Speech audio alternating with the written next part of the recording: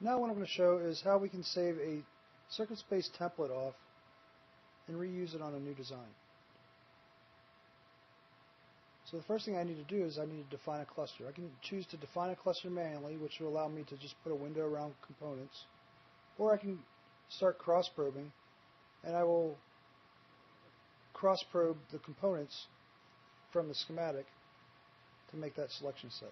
So if I know that the hardware engineer wants to take 6 pages from a previous design and copy and paste them into his new schematic, I would actually just call up that old schematic, call up the previous design board, make that selection set, and now you can see all the components that are highlighted are currently members of this cluster. However, if I would have manually defined this cluster and put a window through around this part, you would see that these extra parts here, these extra resistor arrays, there's a resistor here, and a couple other resistor arrays, and some other termination in here that would have been assigned as membership. But if I know that they're not going to take those 6 pages from the schematic, I want to call up the schematic and save the template that way. So now I have the part selected. Now if I hit a right mouse button and I say keep position, it'll create a cluster in that current location. I would then say save template. I'll click on the cluster that we just defined.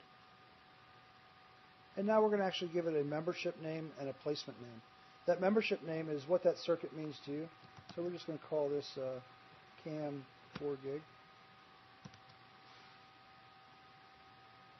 And then the placement is, we'll just say double-sided.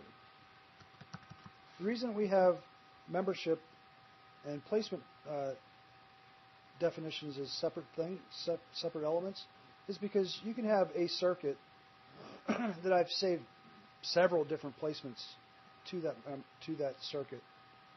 So I could have a single-sided placement, a double-sided placement, maybe one that supports a specific layer stack up, or something that supports HDI or through-hole construction vias, any of those methods. And when you go to apply that template, you'll select what the circuit is to you, and then you'll see many different placements available for that. And that's